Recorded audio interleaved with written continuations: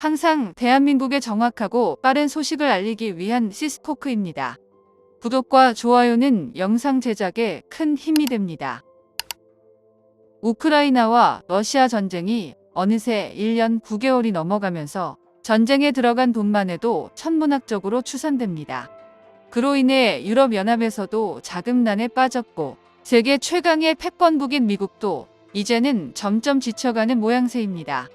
이와는 반대로 한국산 무기에 대한 구매는 끝을 모르고 치솟고 있는데요. 러시아와의 전쟁이 지지부진한 교착 상태에 빠진 우크라이나로서는 그 어느 나라보다 세계적으로 이미 검증된 한국산 명품 무기들을 원하기 때문입니다. 현재 우크라이나에서는 세계 각국의 무기들이 지원되면서 의도치 않게 무기들의 성능 시험장으로 변모해가고 있는데요.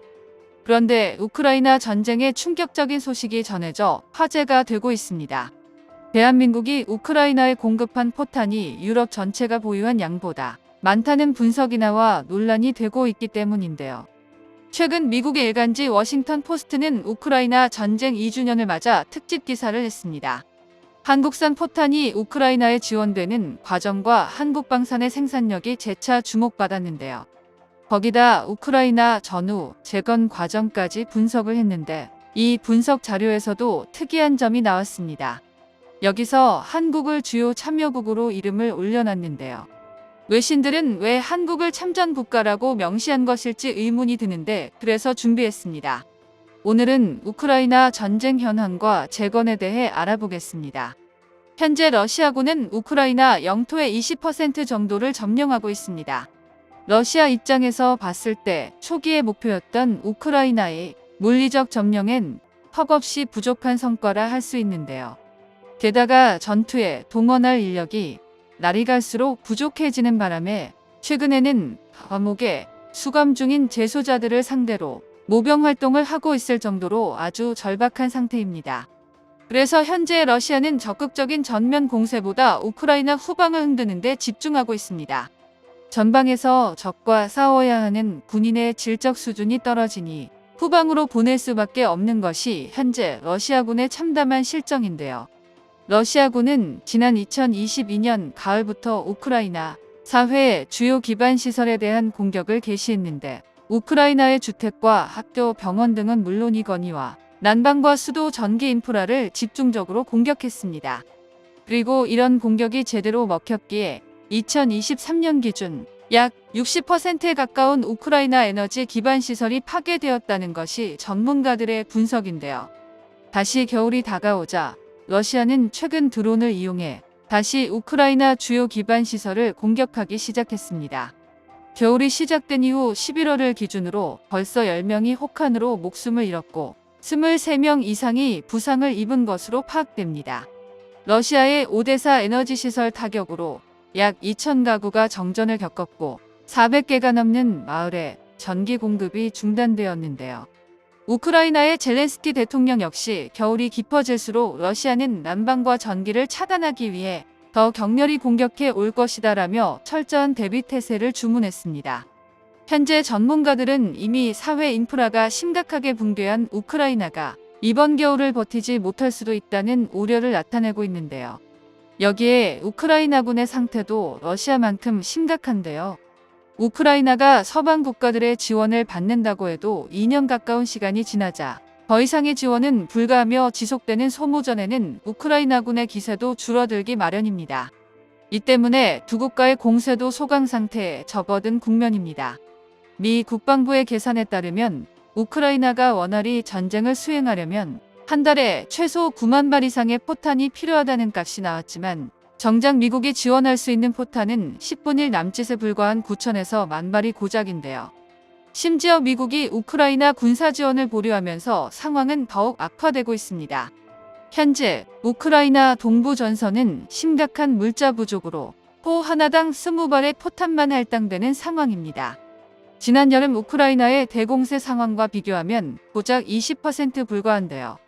우크라이나 포병 수준이 아무리 뛰어나다 하더라도 이쯤이면 2개 이상의 목표물을 파괴하는 게 불가능합니다.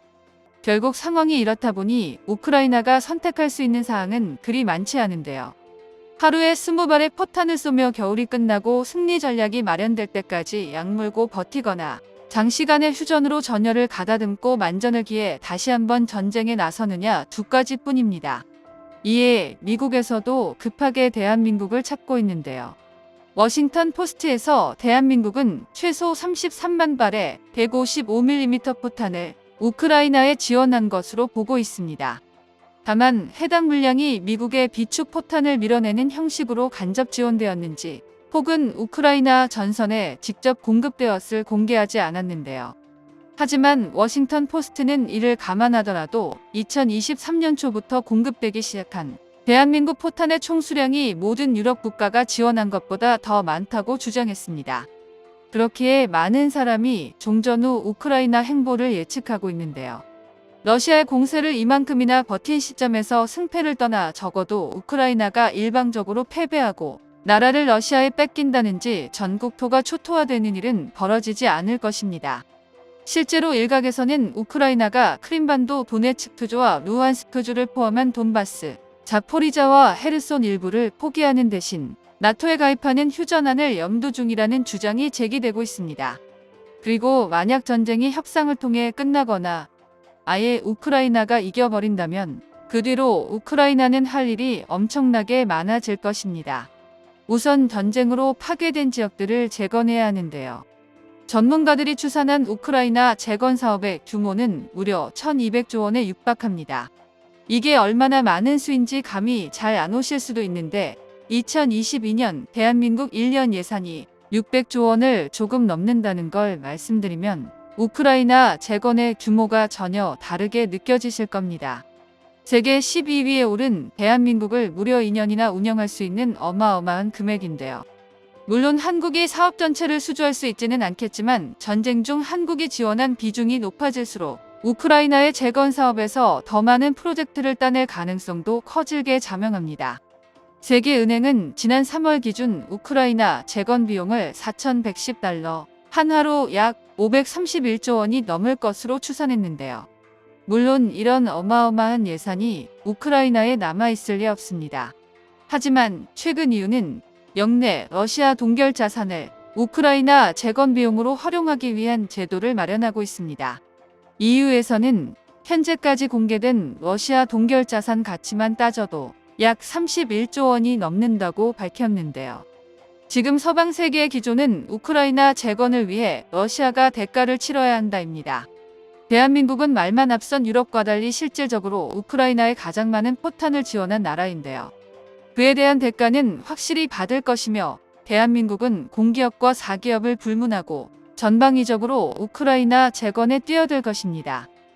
정보가 도움되셨다면 구독과 좋아요 부탁드립니다. 이상 시스코크입니다.